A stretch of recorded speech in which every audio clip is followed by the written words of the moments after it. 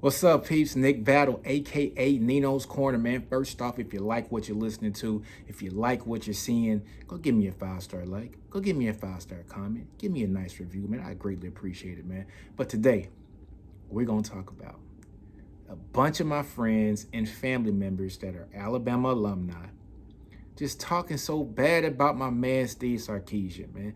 Let it go, Alabama. Let it go. Like I understand people are mad that Sark has taken Cal Flood and Jeff Banks with him to Texas to go be on his coaching staff. I get it.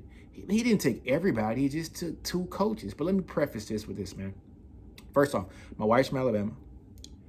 Two sister-in-laws of mine are Alabama alumni. I have two nieces that went to Alabama. Got a bunch of cousins that went to Alabama. Some of my best friends in the world went to Alabama. What's up, Johnny? And his wife, Melissa.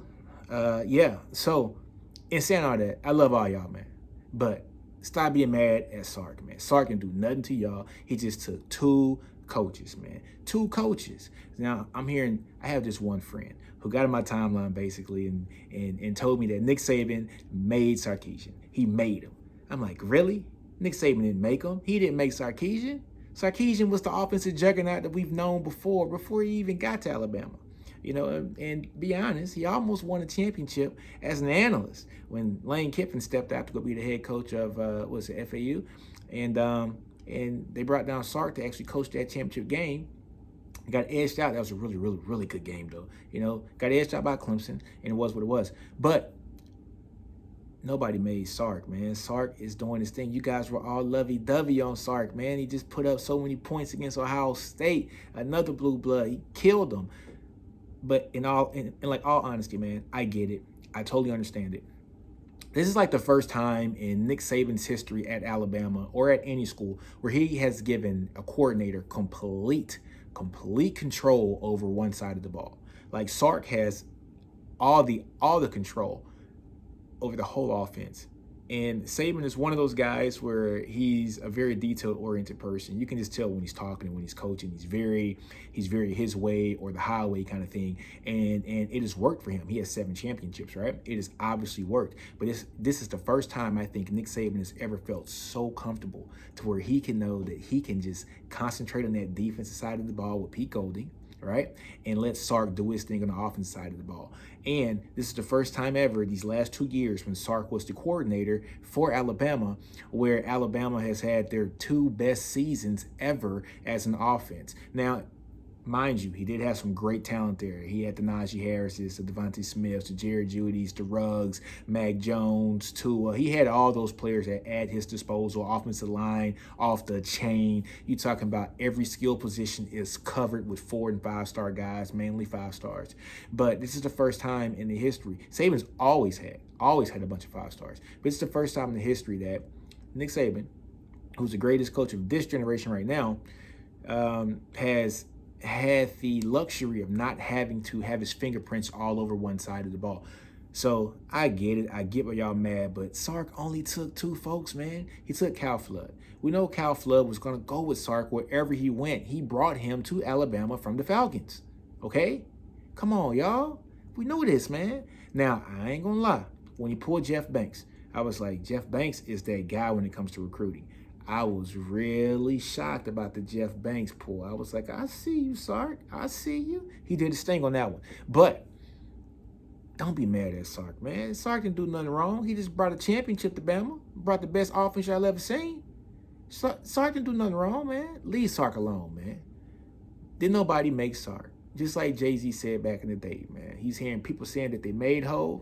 Okay, then go make another Hov. Which, let's be honest, Saban, if anybody can do it, is Saban. Saban, he changes out his assistants like those Pez candies, right? Where you just put the candy from the bottom and you pop the head open, like candy comes out. Like that's what he does with his assistant coaches. I mean, it's like he just runs through them. It's like every year, every 2 years, and he keeps winning.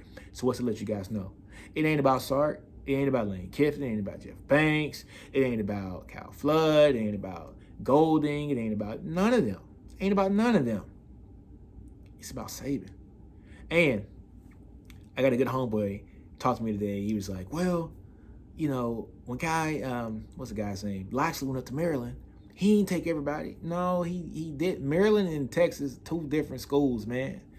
Like, I know Maryland beat Texas 2 years in a row. I get that. That was the Tom Herman era. I don't want to think about that no more. All right, I don't think about that no more. But what did happen was Sark is going to a bona fide blue blood program. Like, you got to bring your A game to Texas, baby. That's why, we've been missing it since Mac's been gone. We had Charlie, we had Tom Herman, but those weren't the level of coach that we need. Is Sark that level? I don't know.